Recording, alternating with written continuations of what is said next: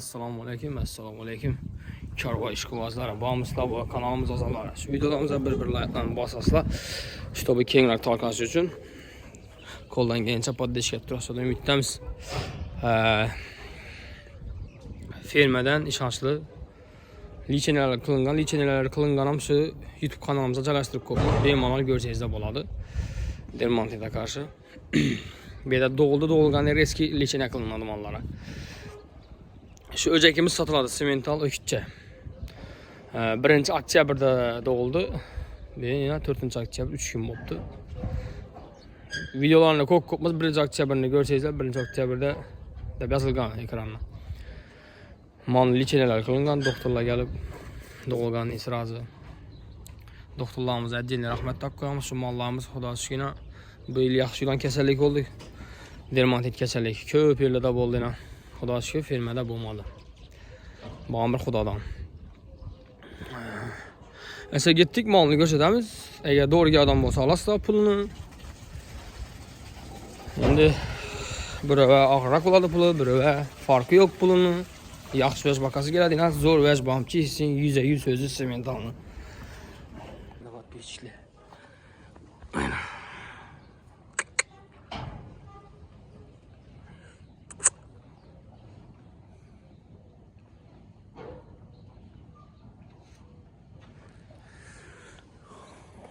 Dur.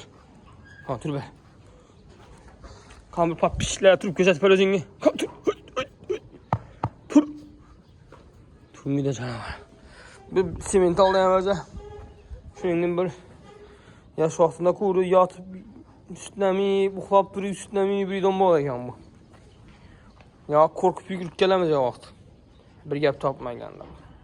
Qarasa uxlap yatqan boladı. Hem səmirli şey yaxşı oladı. Üstünde doyub həmsə. Sakaklarına qaranga, sakaklarına yine. Buna pulu $1200. Üstünde azgına gelişilədi. Yani bunu satamızda var çıkmayaydı yine bir satadan bulduk. Liçineler kılıngan. Evvelan baxuda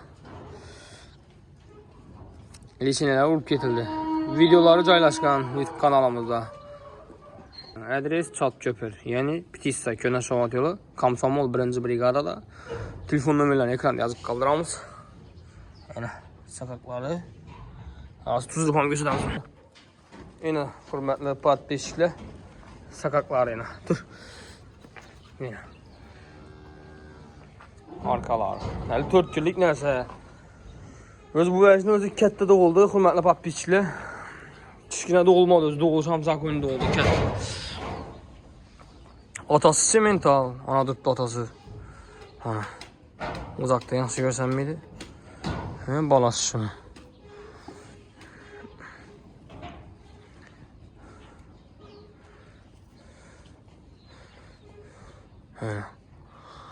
Pulu $1200.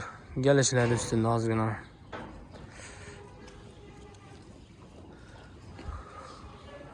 Hadi canım. Videolarımıza bir like'lan basıp koyasılar. Koldan gelince podдержка et turasını ümittemiz. Gel. Evet. Yine. Xudo qalasa yaxşı bakılsa tonnalık vəz oladı.